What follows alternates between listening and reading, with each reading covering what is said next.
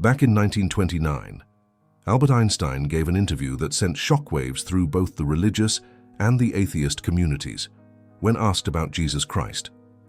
The greatest physicist of the 20th century made a confession the world just wasn't ready to hear. He stated, "I am Jewish, but I am absolutely captivated by the radiant figure of the Nazarene. No one can read the good book without feeling the very presence of Jesus, his personality. It pulsates in every word. No legend is filled with such life." Let that sink in.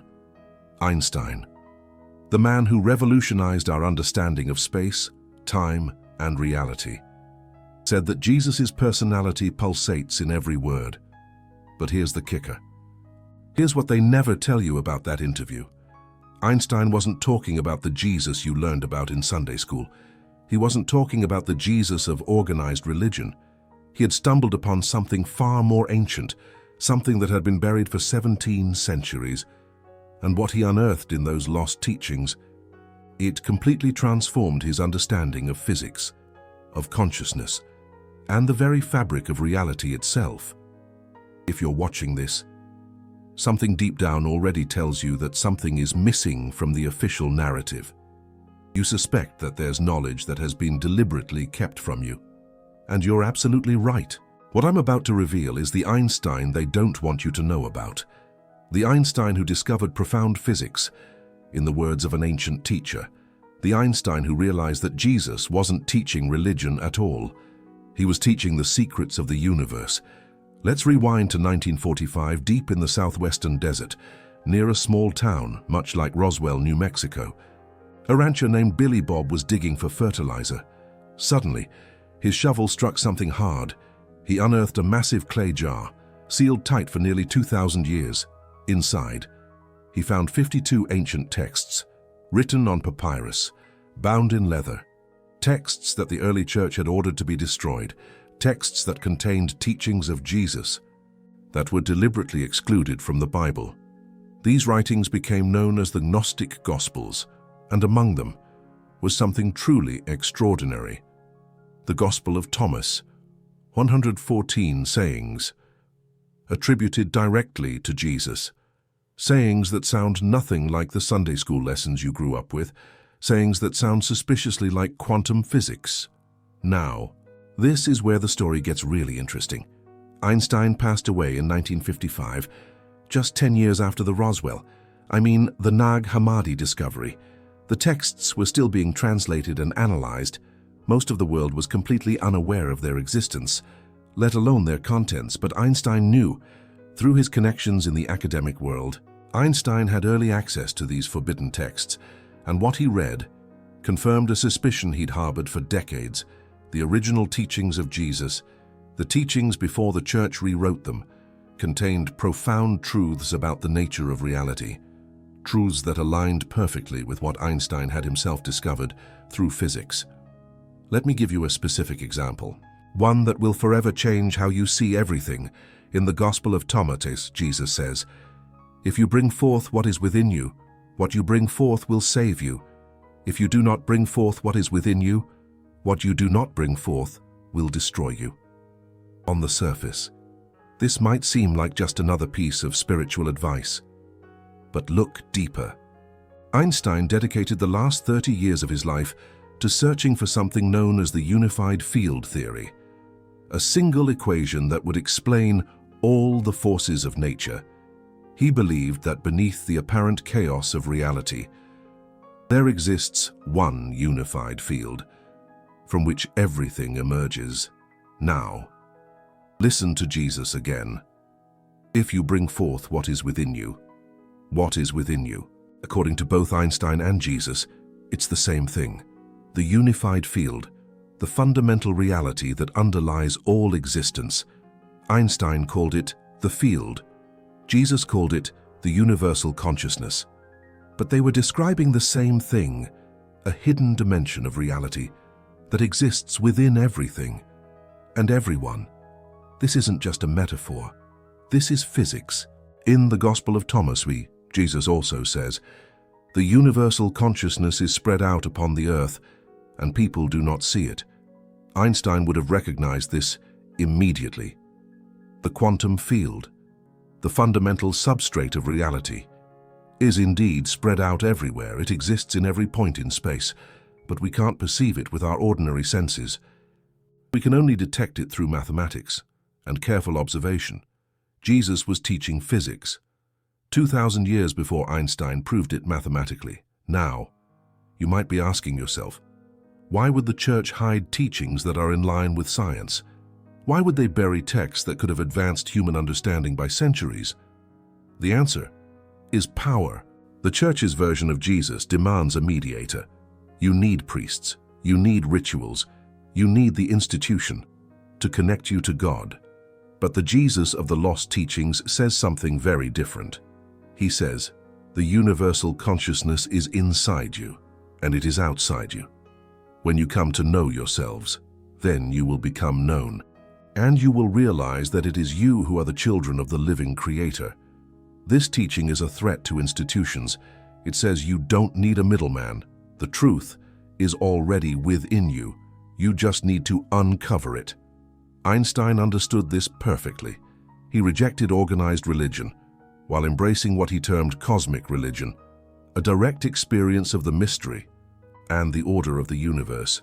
No priests required, no rituals needed, just you, and the fundamental nature of reality, the lost teachings of Jesus. They describe the exact same path. Let me share another example that connects Einstein and Jesus in a way that will absolutely blow your mind. In the Gospel of Thomas, Jesus proclaims, I am the light that is over all things. I am everything. From me everything came forth, and to me everything returns. Split a piece of wood. I am there. Lift up a stone, and you will find me there. Now, think about what Einstein discovered with E equals mc squared. Matter is frozen light. Everything you see, every object, every stone, every piece of wood is actually energy, condensed into physical form. Light, slowed down until it becomes tangible. Jesus said, I am the light that is over all things. Split a piece of wood. I am there. He wasn't speaking metaphorically. He was describing the scientific truth that light, energy, is the fundamental substance of all material reality, the same truth that Einstein would prove mathematically 2,000 years later. How did Jesus know this? This is the question that consumed Einstein in his later years. How did an ancient teacher, without telescopes, without particle accelerators, without any modern scientific instruments, describe the fundamental nature of reality with such pinpoint accuracy? Einstein had a theory, and it tied directly into his deepest beliefs about consciousness and the universe. Einstein believed that the human mind, at its highest level of development, could access truth directly, not through experiments, not through calculations, but through what he called intuition, a direct perception of the order underlying reality. Einstein wrote, "The intuitive mind is a sacred gift, and the rational mind is a faithful servant. We have created a society that honors the servant and has forgotten the gift." Einstein believed that the great spiritual teachers of history, Buddha, Moses, and especially Jesus, had developed this intuitive capacity to an extraordinary degree. They could perceive truths about reality that would take ordinary science thousands of years to verify. The lost teachings of Jesus are the record of this perception. Physics, expressed in the language of the ancient world. Now, let me pause here, because what I'm about to reveal is why this information remains suppressed, even today. The Gospel of Thomas contains a saying that directly challenges both religious and scientific orthodoxy. Jesus says, "If those who lead you say to you, 'See, the universal consciousness is in the sky,' then the birds of the sky will precede you. If they say to you, 'It is in the sea,' then the fish will precede you. Rather, the universal consciousness is inside of you, and it is outside of you. This teaching destroys the foundation of institutional religion. The universal consciousness is not in a heaven above the clouds, where priests control access. It is here, now, inside you.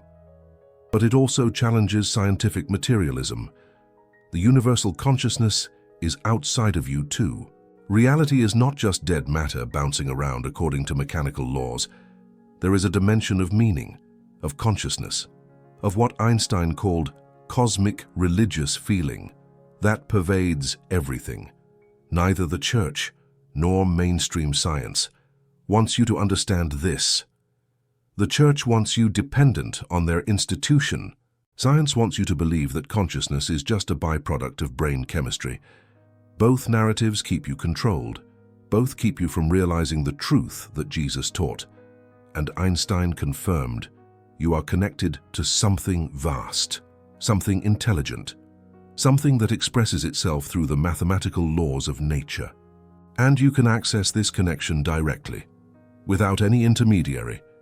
This is the real message of the lost teachings, and this is why they were buried. Let me share one more connection that brings everything together. Einstein famously said, God does not play dice with the universe. This was his objection to the randomness at the heart of quantum mechanics. He believed that beneath the apparent randomness, there must be a deeper order, a hidden reality that determines outcomes. In the Gospel of Thomas, Jesus says, know what is in front of your face, and what is hidden from you will be disclosed to you, for there is nothing hidden that will not become manifest. Both Einstein and Jesus are pointing to the same truth. There is a hidden order beneath appearances. Reality is not random. There is meaning, there is structure, and it can be known. But here is the key. Jesus says, you must first know what is in front of your face. You must pay attention. You must become present. Only then will the hidden become visible. This is exactly what Einstein practiced. He called his method thought experiments. He would sit quietly and imagine scenarios with such intensity that insights would emerge. He visualized riding alongside a beam of light. He imagined falling freely in an elevator. These mental experiments had led to his greatest discoveries. Jesus was teaching the same method 2,000 years earlier. Presence, attention, and then revelation. The techniques are identical. The results are identical. The truth is identical. Let me give you another profound example from the lost teachings. In the Gospel of Thomas, Jesus says, whoever drinks from my mouth will become like me. I myself shall become that person, and the hidden things will be revealed to that person. This sounds mystical, but consider what quantum physics tells us about observation and reality. The observer and the observed are not separate. When you measure a particle, you become entangled with it. You affect it. It affects you. Subject and object blur into unity. Jesus was describing quantum entanglement 2,000 years before physicists discovered it. He was saying that when you truly understand his teachings, you become one with the understanding. The knower and the known merge. The hidden becomes visible. Einstein struggled with this aspect of quantum physics. He called it spooky action at a distance. He did not like the idea that particles could be connected across space and time in ways that defied classical physics. But Jesus embraced it. He taught it. And here we have another case where the lost teachings anticipated discoveries that would only come centuries later. There is also the question of consciousness itself. In the Gospel of Thomas, Jesus says, if the flesh came into being because of spirit, that is a marvel. But if spirit came into being because of the body, that is a marvel of marvels. I marvel at how this great wealth has come to dwell in this poverty. This is a direct statement about the relationship between consciousness and matter. Jesus is saying that spirit, consciousness, came first. The body, matter, emerged from consciousness, not the other way around. Modern materialist science says the opposite. It claims that consciousness is just a byproduct of brain activity, an illusion, created by neurons firing. But Einstein was not so sure. In his later years, he became increasingly interested in the role of consciousness in physics.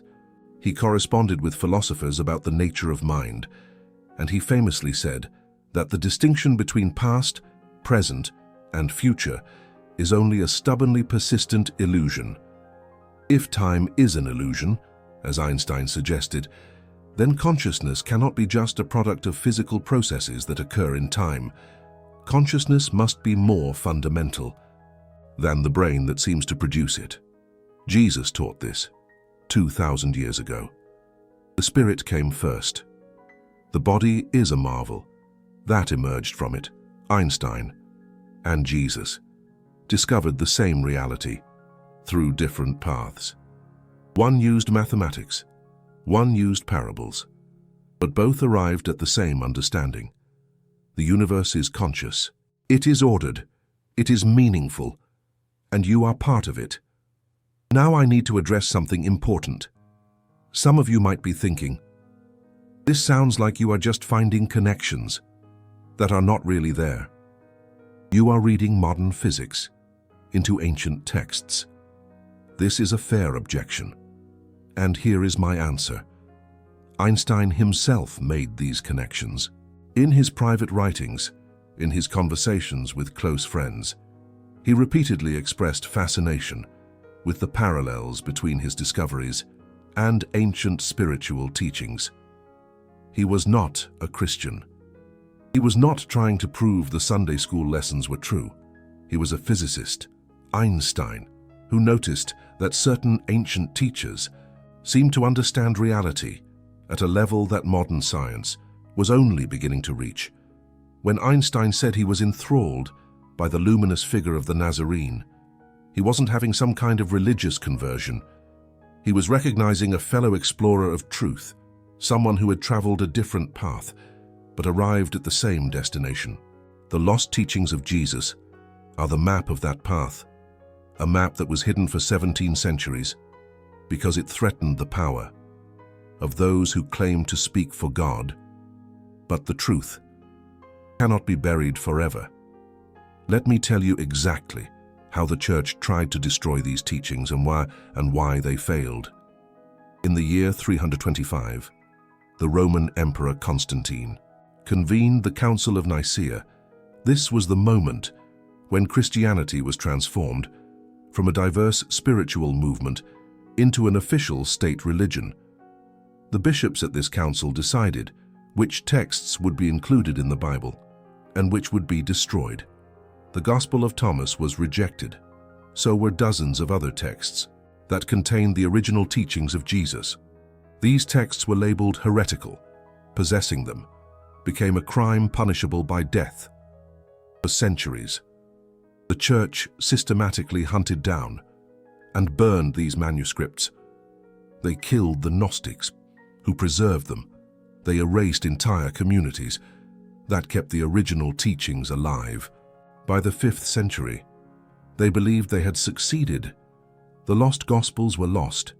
The original teachings of Jesus were buried under layers of institutional doctrine, but someone refused to let the truth die.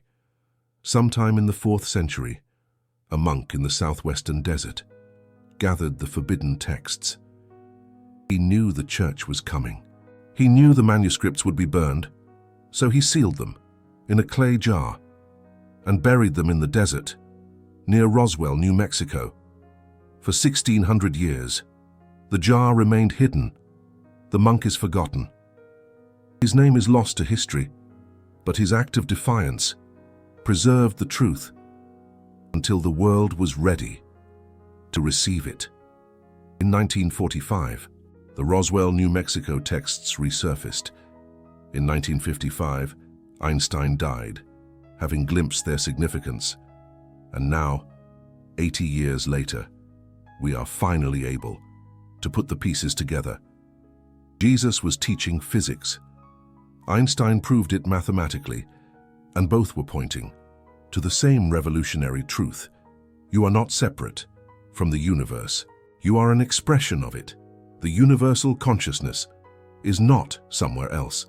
It is the fundamental nature of reality itself, and it is available to you right now, in this moment. If you know how to look, this is what they did not want you to know. This is what the church buried. This is what mainstream science ignores. And this is what Einstein discovered. In the lost teachings of Jesus, the question is, what will you do with this knowledge?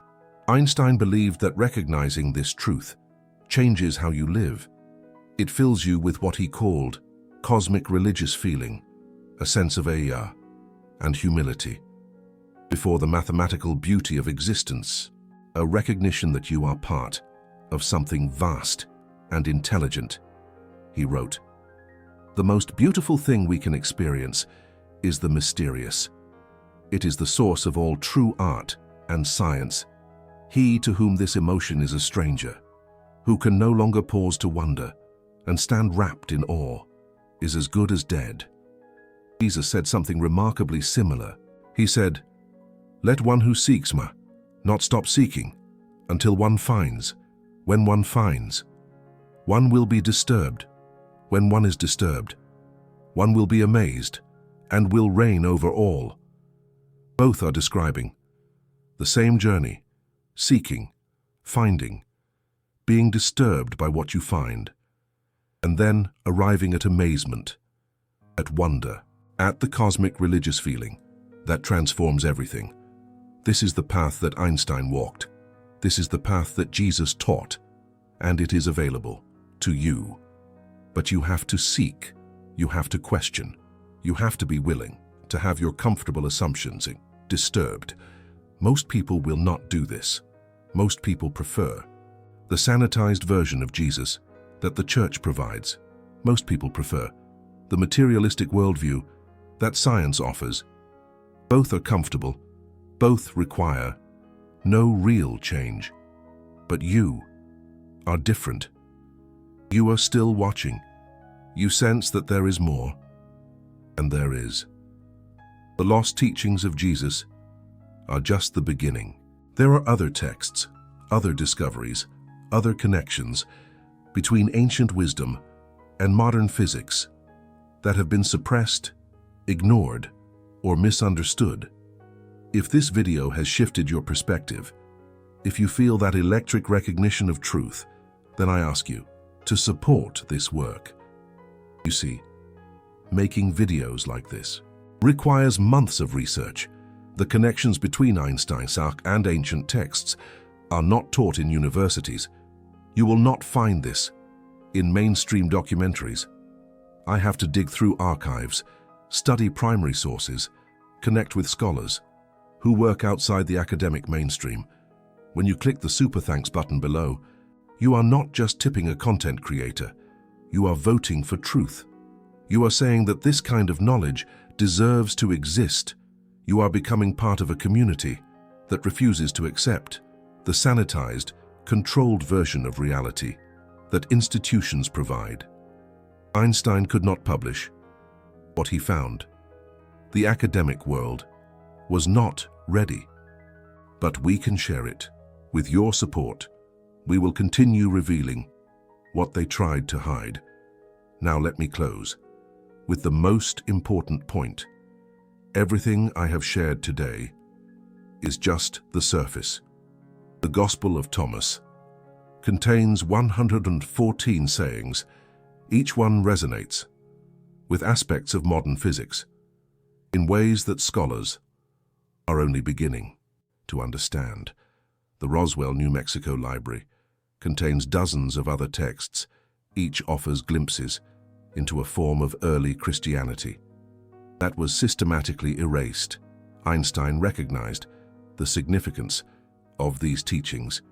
He saw in Jesus a mind that had penetrated to the same truths he had discovered through mathematics. He called Jesus luminous. He said, "No myth is filled with such life." He was not being poetic, he was being precise. The teachings of Jesus, the original teachings, are alive with truth. They describe reality at its most fundamental level, and they offer a path to experiencing that reality directly. The Church buried these teachings because they threaten institutional power. Science ignores them because they challenge materialist assumptions. But you do not have to accept either narrative. You can read the Gospel of Thomas Gans yourself.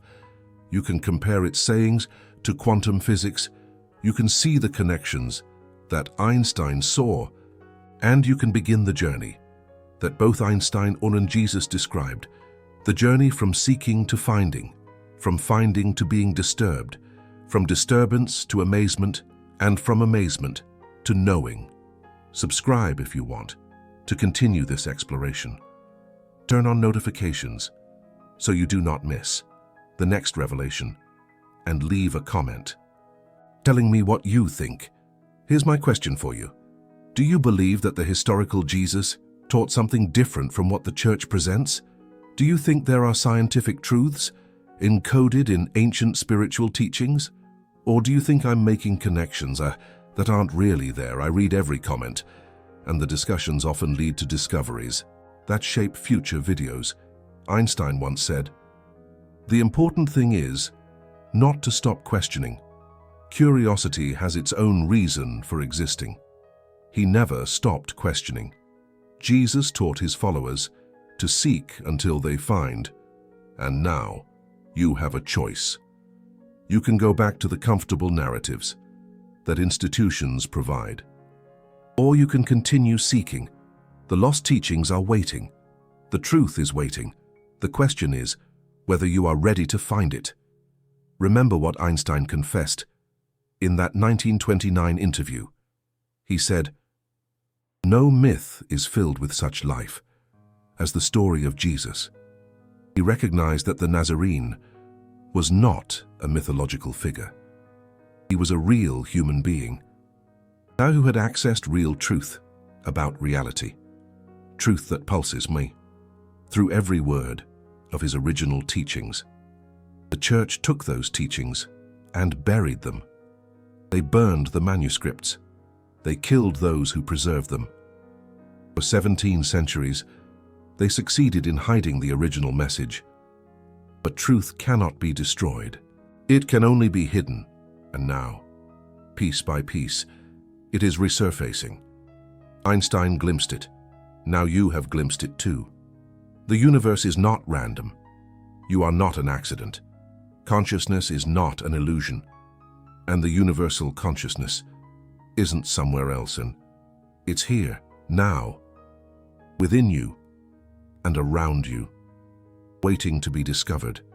This is what Einstein found in the lost teachings of Jesus. This is the secret they tried to bury, and this is the truth that can transform your understanding of everything. The luminous figure of the Nazarene, as Einstein called him, left behind a message that transcends religion. It's a message about the nature of reality itself. And that message has been waiting for you, hidden in plain sight for 2,000 years. Now, you have found it. Until next time,